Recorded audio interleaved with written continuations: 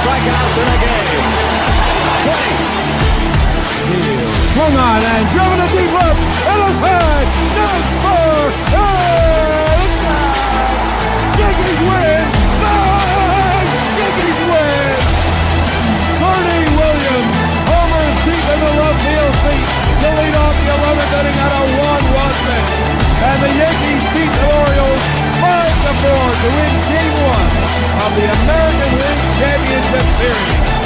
Burn, baby, burn. He's done it again. DuPre. There it goes. Staring into history. He's done it. He has done it. 62. Aaron Judge is the American League single-season home run leader. The AL King. Case closed.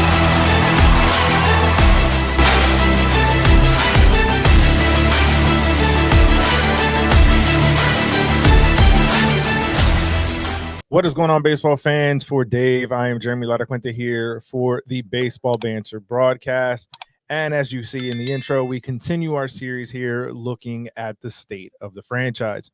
From championship glory to rebuilding years, every team has a story. And the story we're discussing today is that of the Texas Rangers.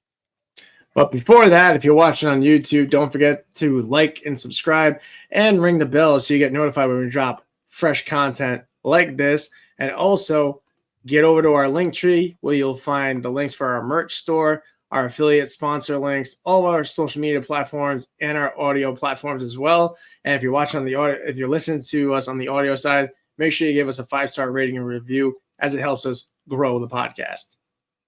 And to help us grow this podcast and learn more about the Texas Rangers, we bring on from DLLS Sports, John Moore, and from Rangers Nation, Jake DuPre. What's going on, guys? What's up, guys? Thank y'all for having us. Yeah, what's up, guys? Not much. Welcome. Thank you. Now, as we go with this series, we kind of like to give a little bit of a retrospective into the previous campaign. So kind of give us your gut reaction, feelings, and thoughts on the 2024 season for the Texas Rangers. Jake, you want to go first, or? Sure. Yeah. There's no doubt 2024 was disappointing, especially coming off a World Series run. The Rangers were a little beat up. I think the shortened offseason kind of hurt them a bit. A lot of the guys just didn't get the rest that they needed. We had down years pretty much all together from every single hitter in the lineup. Really no Jacob deGrom again. It was a rough year, very disappointing, but I think now the Rangers, they're fully healthy. They're back in camp, and I think we can expect a much more successful campaign this year.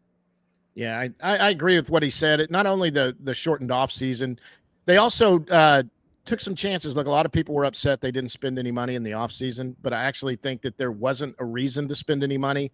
They really thought they were going to depend on two young guys, Evan Carter, who was kind of the darling of the World Series run, and then you had Wyatt Langford, who was their number one draft pick, who never got into the big leagues that first year as a pro, but got up to AAA, hit over 300, hit about 15 home runs. It was obvious he was a guy that was probably going to make this team coming out of spring training.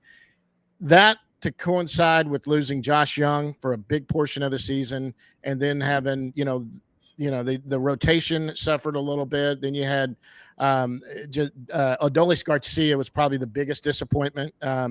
And you expect more things from that. It was all in all, it was just a down year. You can blame it on some injuries, but every team has injuries. It was just really some underperformance too. And then Evan Carter basically missed the entire year, and they kind of got caught with their pants down, thinking that these young guys were going to come up and be something, and not realizing they're still young. They're rookies. I mean, you're going to face the best pitching in baseball, and eventually they get what's called a book on you, where they can, you're scouted and they know what to throw you. So, but the coming into this year's a little different. But last year there was injuries that happened late in the offseason. Corey Seager basically came in. He'd had a sports hernia. He wasn't in spring training. He wasn't really playing. Josh Young got hurt the first day of spring training, just a little calf injury or something before he got into the season. Started off pretty good, and then, of course, got hit on the hand and did that. But you can blame injuries, but there were some underperformances too. And to sure. go along with this, you guys are dealing with a regional network issue too, right? Which is affecting the revenue that's coming in to go out and acquire players. Am I correct on that still? Is that still an ongoing issue for you guys? No, they just cut a deal. They've developed their own network. They're doing a thing called Victory Plus where you can buy a subscription with that. They've also developed the Rangers Sports Network. Most of the people that were their TV and radio crew, they've all radio. I don't people know this or not, but all your radio and TV personalities that you see on games, they all work for the team. And then they are given their salaries are paid by the team, but they're the stuff that are on, say, the Yes Network for you guys, Right? and all of that. So they had their crew together, and now they're all tied in together, and they're going to be with the sport. Even the radios coming through Ranger Sports Network, and that's going to be on most of your streaming services, Fubo, DirecTV, all that stuff. That you're going to have the opportunity to do that. It's going to be their own. So selling advertising and doing that, they feel like they're not going to get what they were getting from Bally or what is it, the Diamond Sports, who went into bankruptcy. Yeah. But they now know they own it, they control it, and they can get the money they think they need. Yeah, and like you were saying, like injuries. Yeah, injuries will definitely kill you. Us as Yankees fans, we know that all too well because I did the math from 2018 to 2020. There was a total of over 2,000 games missed due to injury when I added it all up because I was on assignment in Alaska with the Air Force, had nothing better to do, and I'm like just sitting there adding all this up. I'm like, man, they've missed over. It was a combined number of like something like 8 baseball seasons combined of injuries in just that short amount of time with how many games were lost. But yeah, injuries will definitely kill you because I'll tell you one thing. When you guys won that World Series, I was happy for y'all. I have a lot of friends that are Rangers fans that I went through basic training with that live in the Arlington area, so I was ecstatic for them that you guys finally got there. Third time being the charm, right? But when they signed DeGrom, I was like, this is a bad idea, man. Like, I get it when Jake is healthy, he's lights out, but the track record with the Mets speaks for itself. And when they gave him that contract, I was just like, this is not going to end well. And then, letting Jordan Montgomery walk out the door, I don't think was necessarily a good idea. And I get it. Max Scherzer is old, but he's still Max Scherzer. I know he still thinks he's worth $200 million, but he's also over the age of 40. So he needs to really come to reality. And I don't know, seeing him go to Toronto, I don't really understand because I think he had a better chance to win with the Rangers than with the Blue Jays, since they're pretty much probably going to be breaking it down here this year if they don't show up and show out. I definitely could see Vlad Jr. getting traded along with Dante Bichette and George Springer, but we'll see what happens. But that's where my thoughts are with you guys for 2024, because I thought you guys were going to come back and get the wild card, to be honest, when you guys surged down the stretch, but didn't work out that way, unfortunately.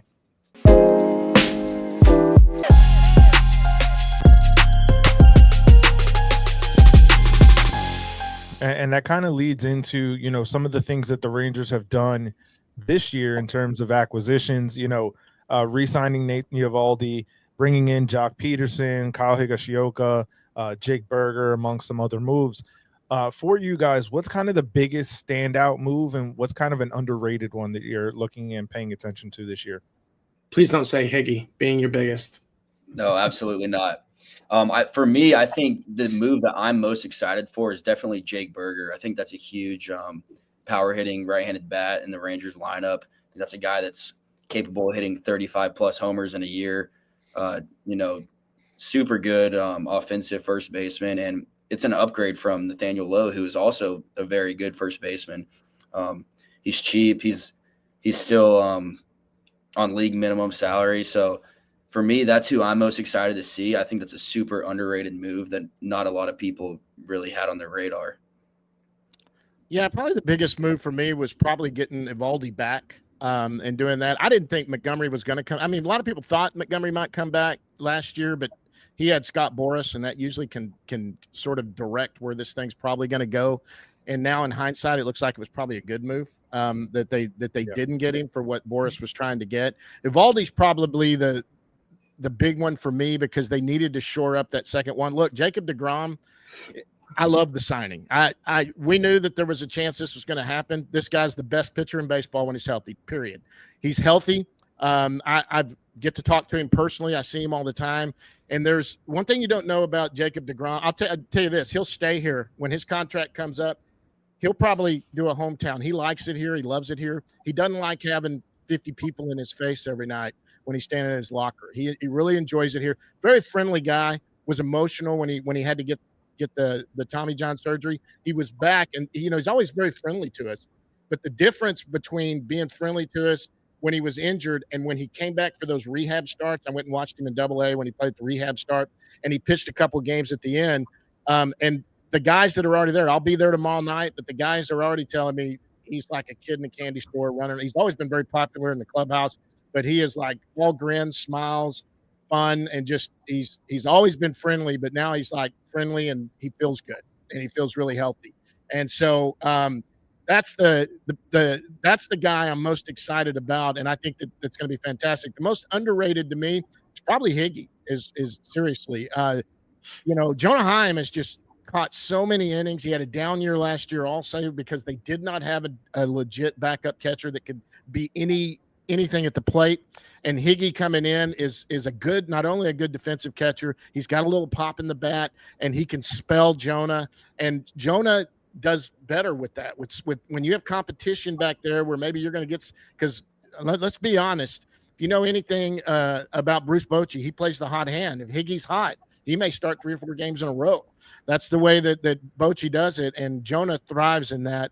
And so I think Higgy's probably the best underrated.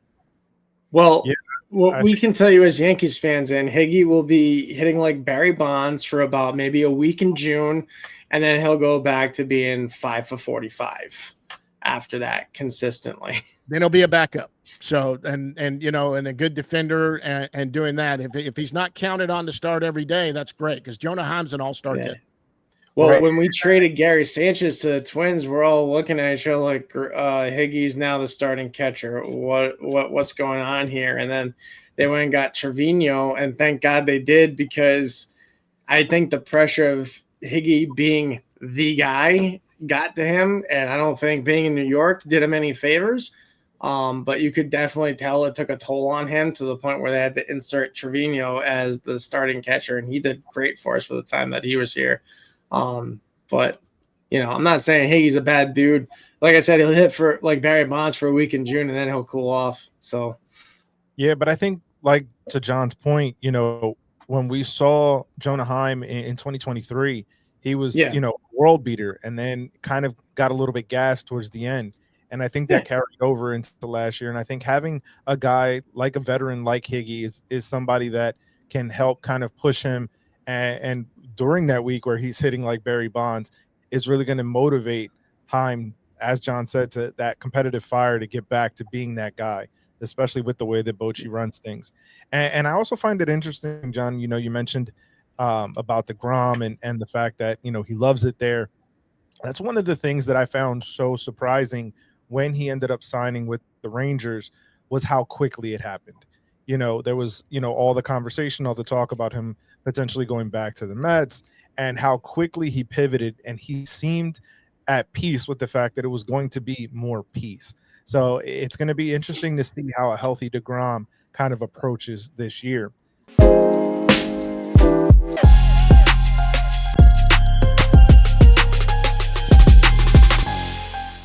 And that kind of leads me into my next point. And, Jacob is an injury concern at all times, kind of with the way that his career has played out. But there are also some other guys on the roster right now that have some questions, that are returning from some injuries. So which guy are you kind of paying the most attention to when it comes to those injuries, and maybe somebody that you're looking towards maybe down the future to see how they play out? You talking about coming back from an injury, or coming back from an injury, or potential injury concerns throughout the year? For the first time in a long time, everybody showed up on time completely healthy except Josh Boers, who's on the IL till probably halfway in the year. So, everybody had a long offseason. They were all healthy going in. I think the one guy coming back from an injury that we're looking forward to, deGrom, obviously, we saw what he could do when he pitched the last part of last year. I think Tyler Mahle is somebody that to watch.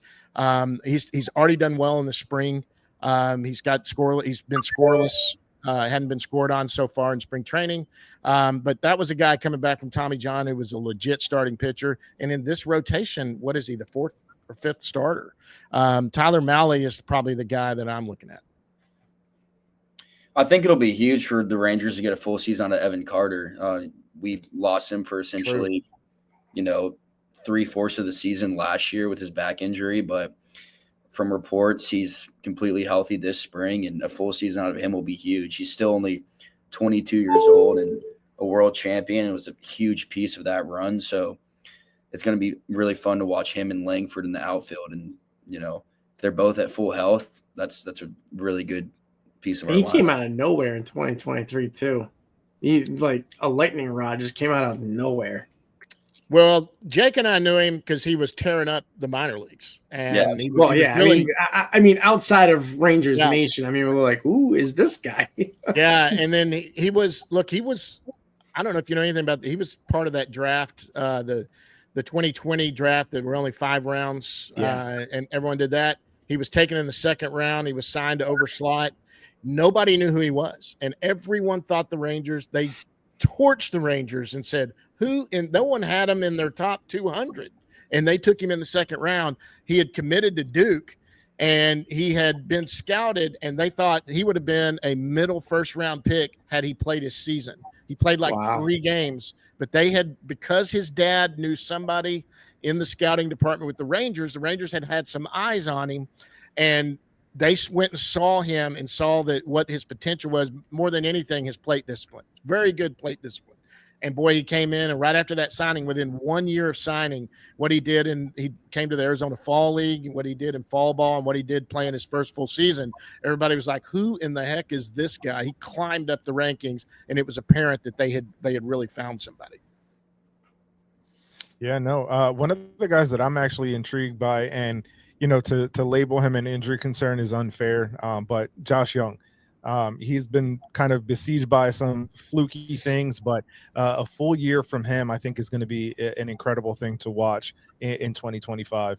No, yeah, I agree. I mean, I feel like Josh Young has kind of been a victim of unfortunate events with the hit by pitch on the hand. And, he's had quite a few injuries already in his short career, but a full season of Josh Young, we've seen how good he can be. I mean, he was an all-star in 23. I mean, he has that capability. It'd be great to see a full 160 150 games out of him, because we haven't been able to see that yet. He's really funny. I mean, look, those injuries aren't soft tissue injuries. He's been the unfortunate victim of being hit and breaking bones. It's happened in his hand twice. He was hysterical. He was on our show probably about 3 or 4 weeks ago, and he said that he's getting a full thing of body armor made. When he goes up, he's going to look like a RoboCop or something. And he said Bochy's already told him that too. And he goes, "I'm doing anything that doesn't impede my swing, my wrist, and what I do. I'm wearing anything up there." He goes, because he's one of these guys that's a baseball rat. You hear about gym rats that that's all Josh Young does. I mean, his whole world is baseball. He loves being out there, and he is not a fun person when he's injured. He is a very miserable. He's very friendly, don't get me wrong, but you can see it on his face. He wants more than anything to be there. Yeah. Yeah, I think that's, one of the traits of greatness is, and it was one of those things that was said about Derek Jeter for his whole career. Whenever he was given a day off, he was the worst person to be around because he just wanted to be out on the field. So definitely a trait for greatness for Josh Young, and somebody that I'm very much paying attention to.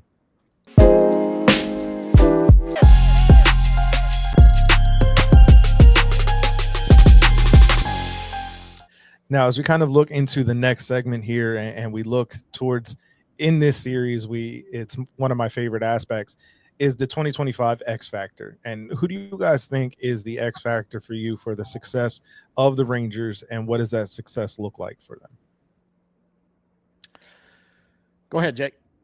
I think Jacob deGrom. I mean, that guy, if he's fully healthy, it's the best pitcher in baseball. I don't necessarily think the team's entire success will be dependent on it. We saw it in 23.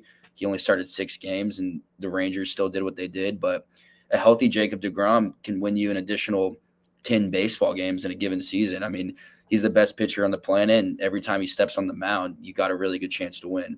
So if he's fully healthy, like they're saying he is, and can give the Rangers even 15, 20 starts this year, that could be a really huge difference maker.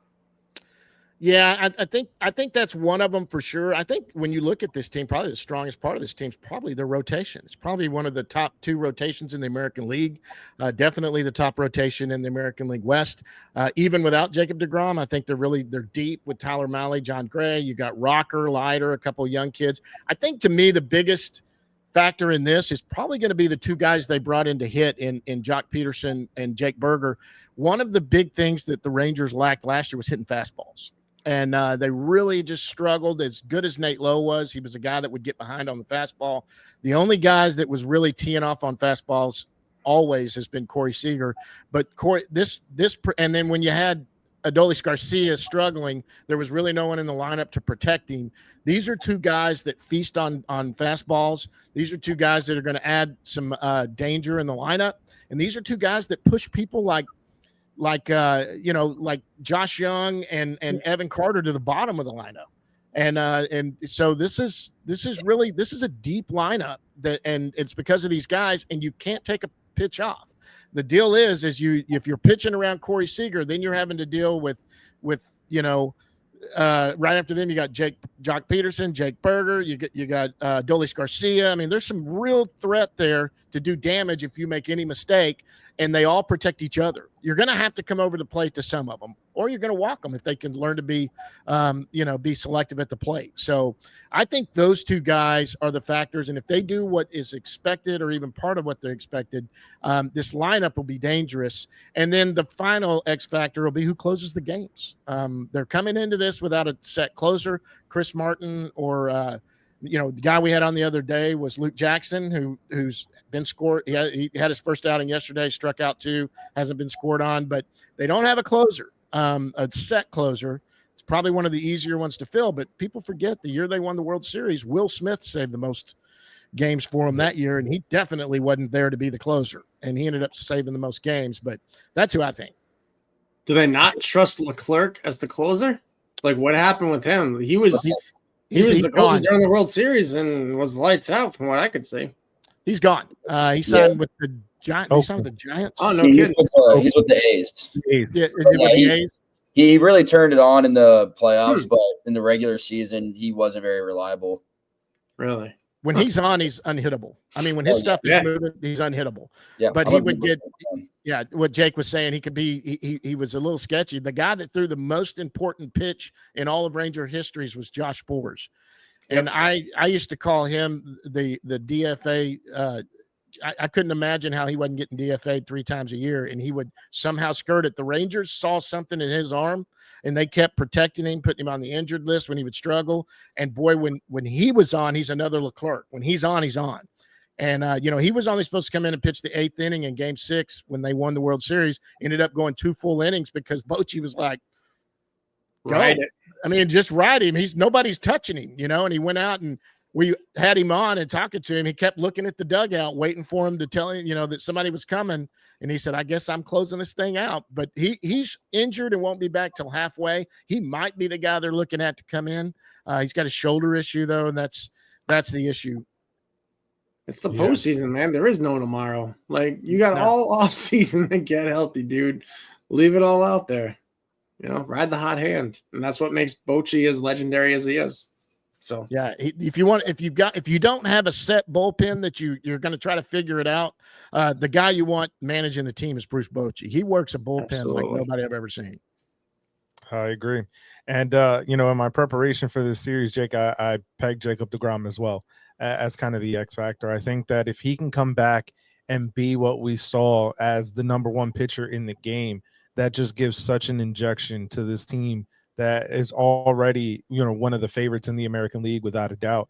And to have the guy that, was the consensus number 1 guy for 3, 4, 5 years in the peak of his career, if he can get back to even some semblance of that puts the Rangers at a whole nother level for sure.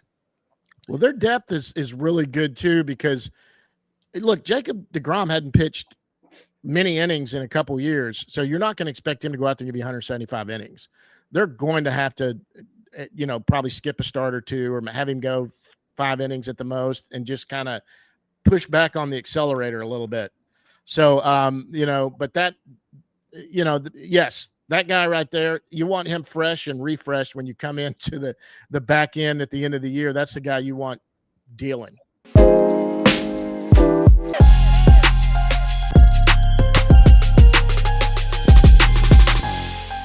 Now, as we kind of look towards the future for the Rangers and the top prospect, Sebastian Walcott, what can you guys tell us about him? And if there's any other prospects that you're kind of paying attention to this spring or for this season? You go ahead. You want me? Yeah. So this kid's, wow. We've talked to him a few times. He's from the Bahamas. I can't make you understand. Look, I've got a son that's his age. He's about to graduate high school. He's 18 years old. Sebastian will be 19 this summer, I believe, is when he turns 19. He was signed at 16, came over here, played above every level that he was supposed to, and really kind of found his groove. Right now he got his first big league non-roster invite this year. He's hitting .575 in spring. His slugging's 1.6 or something. He's hitting a lot of extra base hits. You see these kids, Bahamas, of course, they speak English, so he talks just like an 18-year-old kid.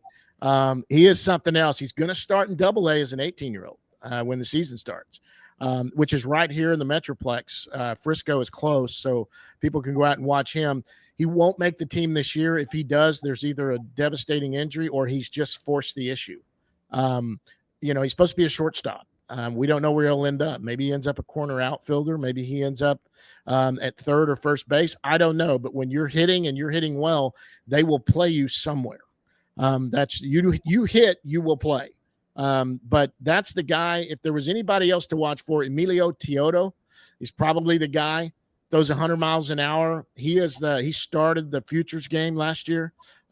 Struck out the side, I think. He pitched today, struck out 3. Hit 100 miles an hour 5 times in the last inning of the spring game today. He works a slider in there really well. He's a starter right now, but I think this is a kid that, depending on where they go and what they do with the bullpen, it might be a Neftali Feliz situation where they bring him up and he might end up closing games by halfway through this season. I don't know. But he throws 100 miles an hour with ease. He has a great slider, and he's going to start out in the minor leagues just because he is on the 40-man. But he'll start out there. But this kid he's got a cannon on that arm. Yeah, both those guys are super exciting to me, Teodo and Walcott. But one guy that may make his impact a little bit sooner, it's an obvious one, but Jack Leiter, I think that, he's got potential to be a starter in this rotation. If that's a spot starter or something like that, probably will start the year in AAA. But when he's on, I think he struggled to find the zone. It's all between his ears, everything that's going on with him, his big league failures so far. But I think, with some veteran guidance, and once he really figures it out, that guy has the potential to be an ace caliber pitcher. He's got the stuff. He hit 100 miles per hour last week. That's a really solid rotation depth option for the Rangers. Going off what John was saying earlier, this rotation is extremely deep. Someone like Leiter's 6th, 7th guy in line. But, injuries happen when somebody goes down, and the Rangers need to pull from AAA. Jack Leiter's going to get a start, and he can make an impact if he's on.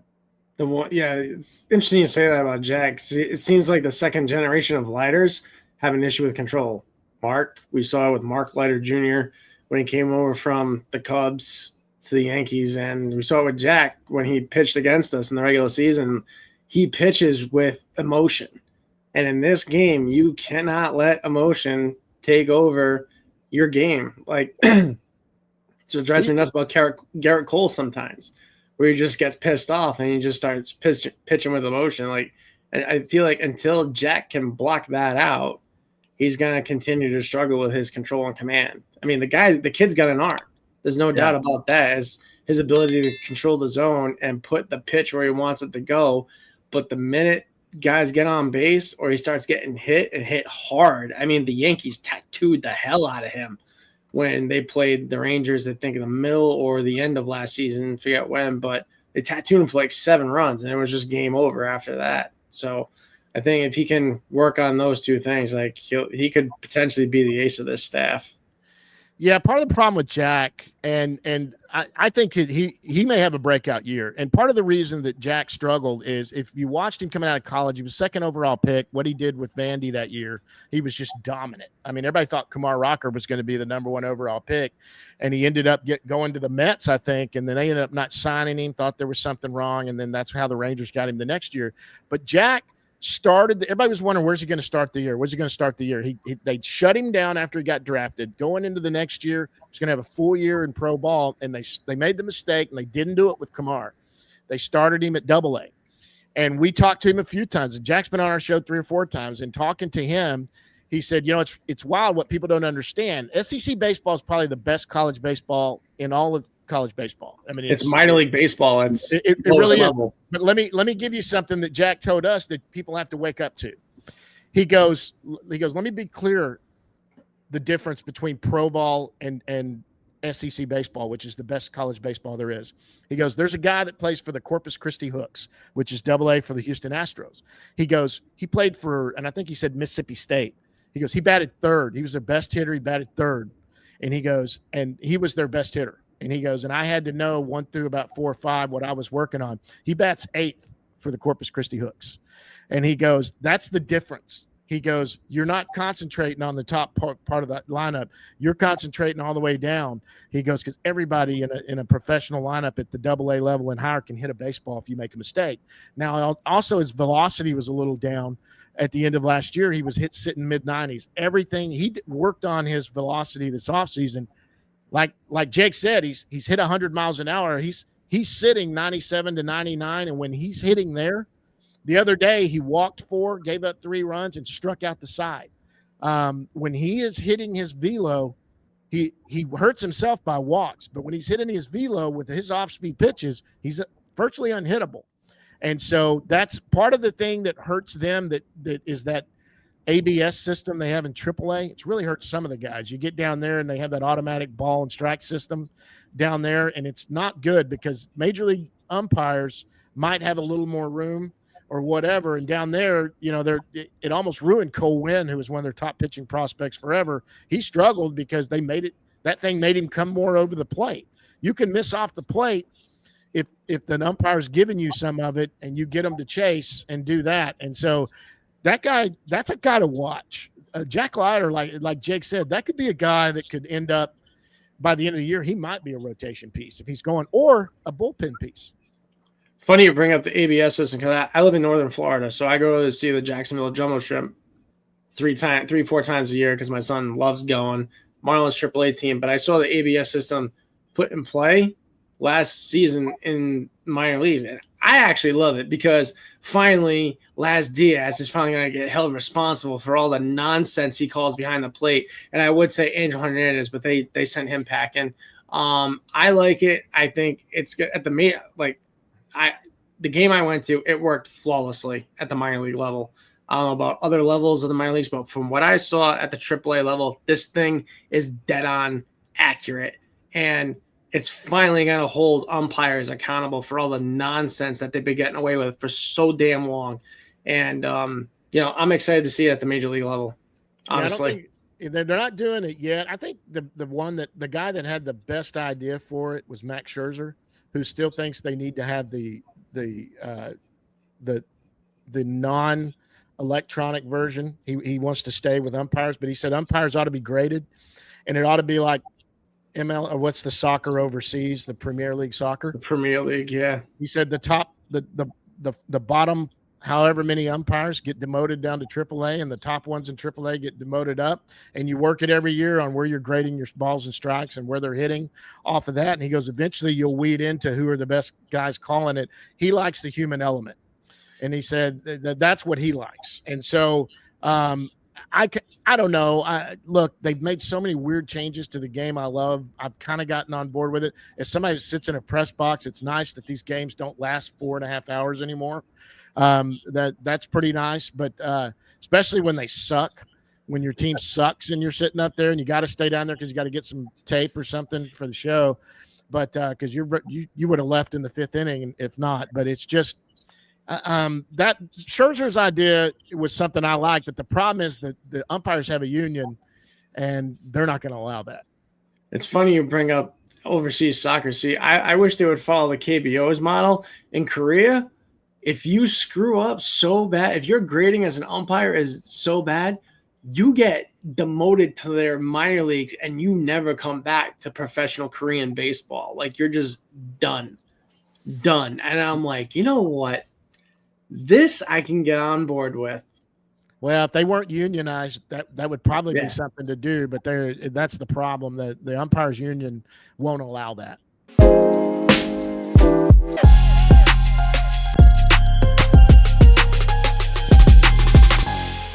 Now, one of the other segments that we go through on this series is we look at a bold prediction. So for the Texas Rangers this year, what is the bold prediction that you guys have? Are you talking about? Do you want to talk about what the record's going to be now, or you want to talk about some player doing something, or something we're going to see? Player or something happening for the team this year, or the overall outcome? I think Adolis Garcia is going to hit over 40 home runs with these extra guys in the lineup. I do think the Rangers will win the West. It's going to be them or Seattle. I think Houston's finally going to sink a little bit, although they seem to figure it out sometimes. But that for sure. I think the Rangers will make their way back to the ALCS for sure. I think we can see a 30-30 season out of Wyatt Langford. I think he showed his power at the end of last year. He's one of the fastest players in the game. And, he has a full season under his belt now. He's seemed to figure out major league pitching. I wouldn't be surprised to see him put out 30 balls this year and steal a lot of bases. I'm saying Wyatt Langford 30-30. Yeah, look, he started out slow last year because he'd never been at the major league level, but he also won AL Player of the Month in September because that's when he figured it out. He started it takes a while. Then you got to make your adjustments. Watch that kid. He might be a candidate for an MVP. His name might be mentioned in the MVP talk. Every single tool in the book. I mean, I think he had something like 8 or 9 home runs just in September last year. Yeah. So he really has figured it out at the plate. And I don't know what he does when he's at the plate, but for some reason, almost every umpire in the big leagues sees something different, and they call outside pitches on him. He had the most called third strikes or called strikes out of the strike zone than any other player in the American League, and it wasn't even close second. I mean, they were seeing something the way he's crowding the play. I don't know what he was doing, but they were a ball and a half outside. Then they got called on him a lot. He never complained, but good Lord, if they ever start calling him right, it's really dangerous. Yeah, Angel Hernandez was the worst with that. Hernandez is the worst with everything. Video a couple of years ago on the channel, and Angel Hernandez was who I pegged as the biggest villain in baseball. He's really a nice guy. He's horrible. There's stories he's horrible. about He's one of the nicest human beings there is. Does everything for charity, signs stuff, stops and talks to everybody, and just ignores when people yell at him. He just ignores it. He doesn't get in a bash with them. He gets a little defensive on the field, and he'll start throwing people out. But I've seen him. He's a pretty nice guy, but he needed to go. Yeah, they said he was beloved by the umpires union because he would, buy rounds of drinks at the bar after games, and he was always defending the rest of the umpires. But as far as his on-field calling, as everything was about him instead of about the game itself. So, but yeah. Now, in terms of my preparation and looking at a bold prediction for this team, I think that with the way that we've seen starters not go as deep into games, not pitch as many innings, I think that we see a top 5 finish for AL Cy Young from Jacob deGrom. I think he has a bounce back season. I think he's going to be healthy. I think we're probably going to see anywhere between 130, 150 innings at best from him. And I think that with the way that, again, starters aren't pitching as deep into games, they're not doing as many innings, and we're bringing that threshold down from, that 200 mark down to closer to that, 180, 170. If we see deGrom be the player that we know he's capable of, I think we can see a top 5 finish in the Cy Young. Yeah, definitely. I think I mean, a couple of months ago at Rangers Fan Fest, he said that he wanted to make, what was it, 25 starts this year, 30 starts? He said 30. 30. I mean, super. I mean, after making a combined, 9 starts over the last 2 years, I mean, super ambitious goal of his. But, if he can make 20 starts, if he can make 15, he's the best pitcher in baseball. He's going to dominate. I think that's a if he makes 20 starts, yeah, Jake, you're right. If he makes 20 starts, he'll be a front runner for Cy Young, I think. And I think he'll make 20 to 25 starts. He may not go long in some of them, but I think they are going to tap the brakes on him. They are going to position it right, and they're going to use him sparingly when they need to, when they feel like, hey, you know what? You're still going 800. Now, pitchers never want to come out. They don't want to. They want to go, but they are going to protect him as much as possible. But I bet he makes 20 to 25 starts. And, yeah, I think he has a good chance to win it if he's going like he can go. But, yeah, that's a good prediction for sure, I think.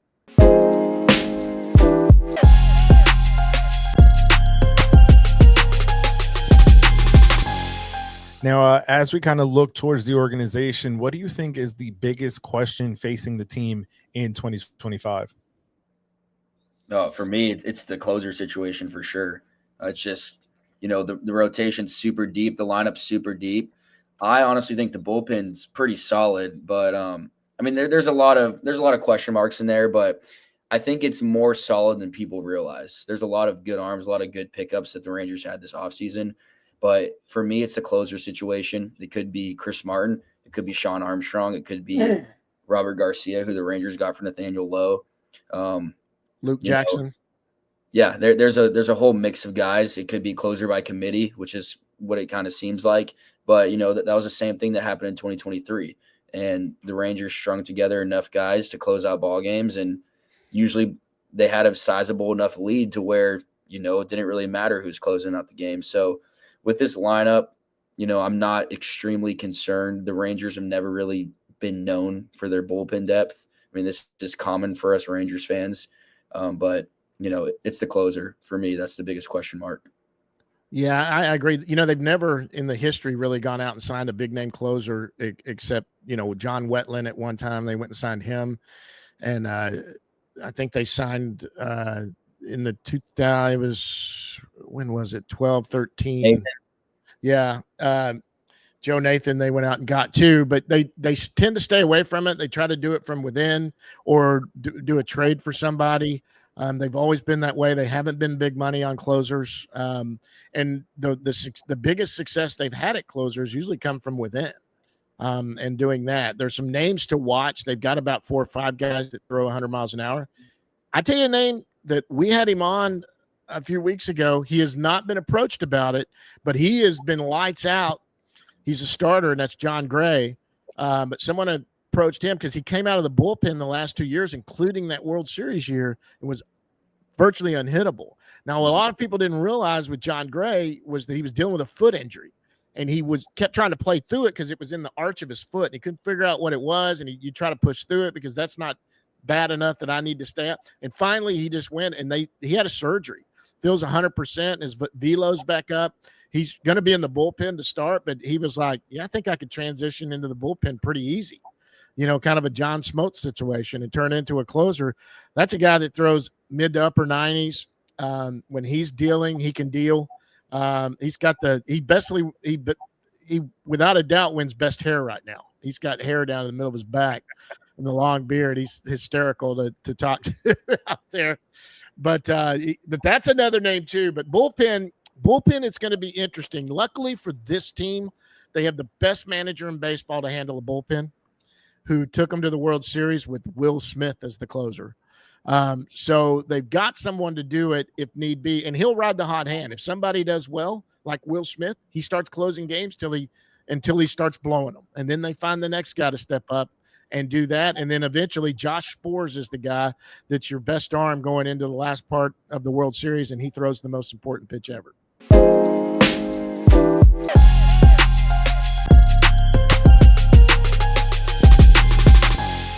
Definitely.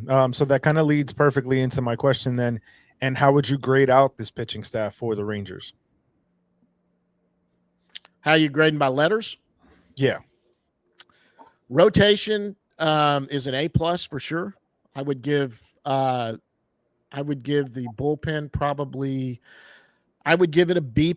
There's some definite good arms there. There are guys that have been starters before. One of the guys that's having a great spring so far is Dane Dunning, who has started for them a lot, who has gone 5 or 6 scoreless innings right now and struck out.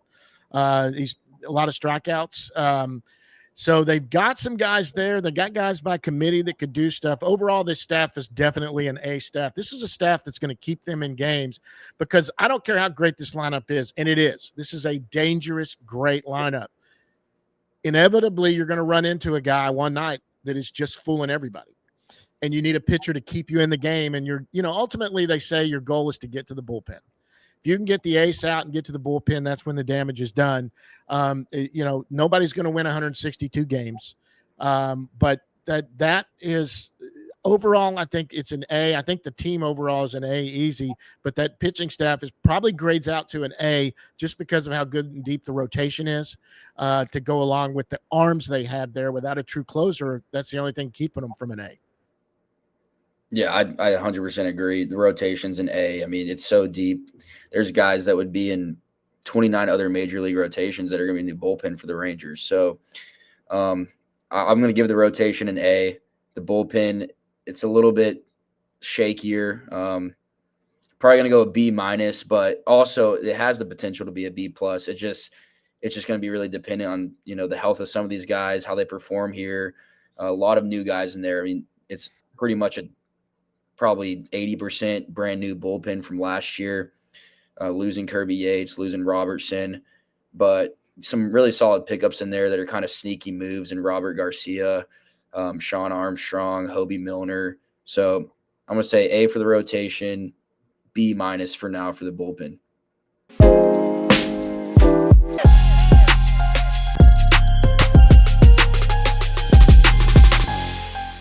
Yeah. And then, so on the opposite side of it, how would you grade out the offense? I think that's an easy A. Easy.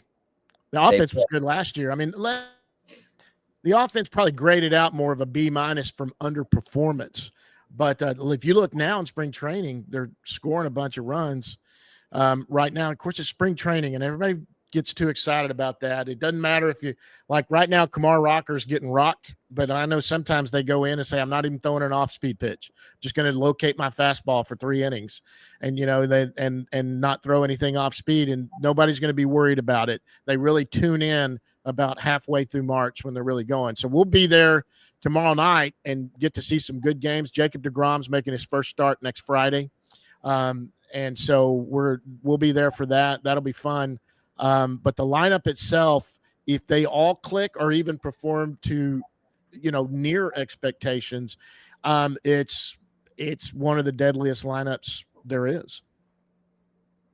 Yeah, this lineup is just extremely deep. You have a silver slugger in Josh Smith, who's going to be a super utility guy. He doesn't even have an everyday role in this team. So, I mean, it's extremely deep. There's no breaks at all for opposing pitchers. I mean, this lineup can afford to have a couple of hitters off because, there's going to be 7 other guys that are going to be swinging hot bats. Yeah, definitely. Yeah, it looks like a very, very imposing lineup, when you look at it top to bottom. And as you said, with guys like Josh Smith on the bench, ready to plug in and be all-star caliber players. So definitely a lineup to pay attention to and to be wary of.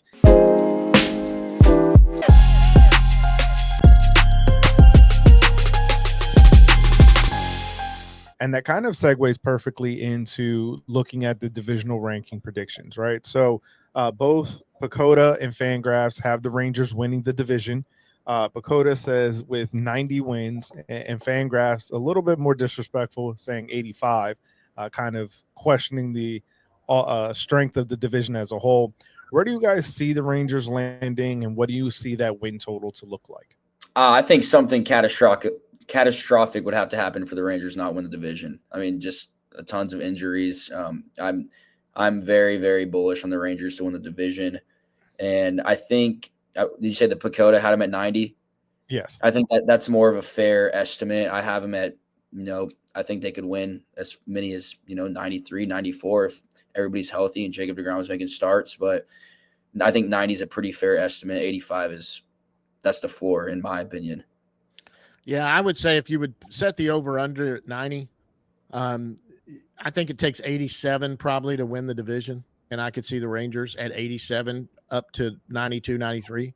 If I'm going to predict, I'll go with them and I'll say 90. I think they win 90 games. It would not floor me at all if they won more than it. It's hard to win above 93, 94 games. I don't care who you are and how good you are. 90 wins is good. And it's a good year if you win 85 to 90 wins. Just because every team, I don't care who you are, every team will go through that stretch where they lose 7 out of 9 and they're sputtering. Something's happening. Somebody's got a calf that's barking at them and they're moving things around and they got to get some stuff. That's going to happens with every team. Of course, Ranger fans are like every other fan in Major League Baseball. Everyone throws a fit and everyone should be fired and everyone should be sent away. They go through that stretch and do that. But yeah, I think 85 to 90. I would say 90 for sure. That's John, you just described the Yankees fans, by the way.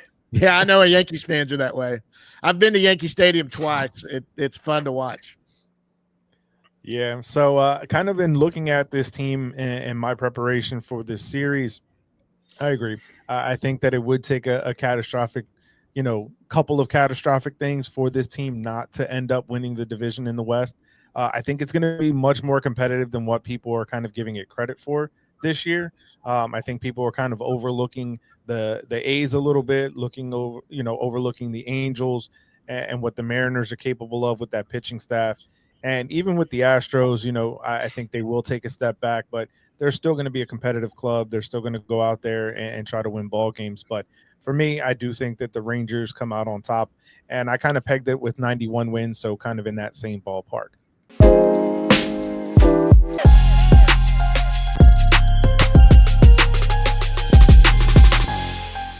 So as we kind of bring it to a close with you guys today and using the title of this series, where do you see the state of the franchise for the Rangers? Good.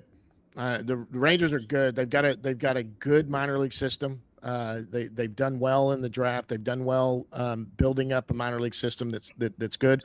They've got they had one bad thing happen. Alejandro Rosario, who was one of their top pitching prospects, another kid throwing over 100 miles an hour. He just blew his elbow out. He's had Tommy John surgery. I think we're wondering if he's going to be back. I know he might have had surgery this week. He's came on twice. He's a great kid. He's out of the University of Miami. But they don't have a lot of kids down. This team is a team that went through a stretch where they would have 4 or 5 guys.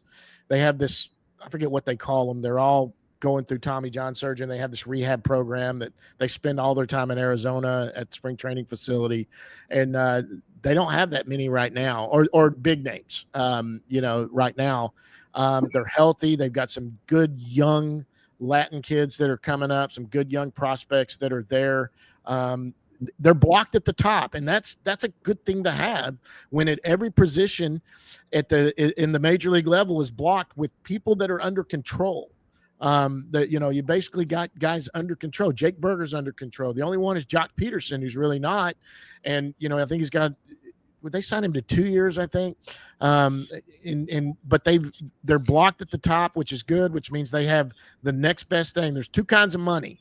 You got money with your owner, who's a billionaire, or you got money with your prospects, and that's going to buy what you need at the trade deadline. And the Rangers will have some attractive currency there if they need to go make a move for somebody at the deadline.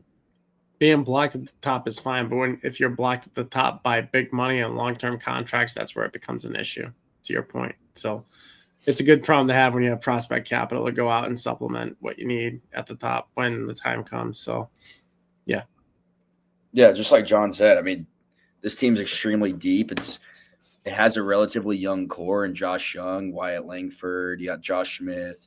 A lot of these guys are under control for a while, and I think their window is really just now opening. 2023, a lot of people don't realize the Rangers weren't really expected to even be competitive in 23, and they went out and won a World Series.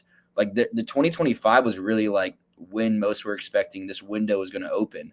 So the Rangers, they already have a championship under their belt, most of these guys on the field, and their competitive windows opening, right now, and it's going to last for a pretty long time. You got Chris Young in charge too, and Chris Young has sold a lot of guys on coming here. Former major league player, learned from John Daniels. He is the only thing if I'd complain about Chris Young is he doesn't talk to us a lot. But the Rangers have been very, very. They have been this way for years, that they keep everything close to the vest. They keep it close to the vest. They don't let out. You don't hear a lot of leaks about, it's like the whole Jacob deGrom thing. Nobody really knew about that. And then all of a sudden it just broke. Jacob deGrom signing with the Texas Rangers. There wasn't even talk that the Rangers were talking to him. They're never that way. Last year it was after the fact, or this one, I think that the one of the teams that everyone thought that what's the kid from Japan's Roki Sasaki, they thought the Rangers were somebody that were really in on him. And he met with the Rangers, but he didn't do. I think if he would have done a visit to the ballpark and come out to Globe Life Field, an indoor facility, and saw the amenities there and saw it and got Chris Young a chance to show them what it was going to do, I tell you right now, it's the only other one that he would seriously have considered. I know it came down to, who was it, the Toronto and the Dodgers. I think he was going to the Dodgers all along. But the Rangers' whole play was, if we can get him to come to Arlington, I think they could have closed the deal. They've done it too many times. Well, there was also a backroom deal made too when Yamamoto signed. The Japanese league basically told Major League Baseball, wherever Yamamoto signs, that team's going to get Roki Sasaki. And there was a whole investigation that was launched into it too after Sasaki signed, because they were basically accused of international free agency tampering and going around it and everything. So there was a whole big thing that came out after that, but he was always going to the Dodgers. There was it seems that way. I don't want to believe that, but boy, he certainly seemed like that was his laser focus the whole time. Yeah. I mean, they got basically Team Japan over there in LA. I mean, it's just the way it is because of Ohtani. You know? No, for sure. So I want to thank you guys for joining us here on the Baseball Banter Broadcast, dissecting the state of the Texas Rangers. Let everybody know where they can get more Rangers content from you guys. For me, they can find me on Instagram at rangers.nation or on Twitter at rangers__nation. Yeah, for me on Instagram and on Twitter or X, I am at Recliner Nerd. Just how it sounds, at Recliner Nerd. There's a whole backstory to that. But on both of those, or you can go to the YouTube channel, go to DLLS __ sports for all the DLLS sports broadcast with the Mavericks, Rangers, everyone there. And we also have a weekly podcast off of there that you can link off of. That's where you find us at.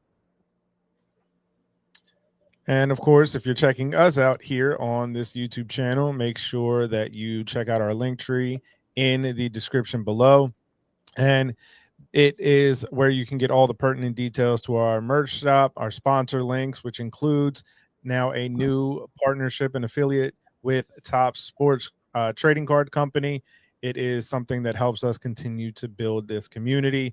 And if you're checking us out on the YouTube side, make sure you hit the like and subscribe button, as well as the bell for post notifications. So each and every time we drop new content, like the state of the franchise, you are notified. And if you're checking us out on the audio side, make sure you leave a 5-star rating and review. Once again, we want to thank our guests, John and Jake, for joining us here to discuss the state of the franchise of the Texas Rangers. And for Dave and I, we're going to say good night.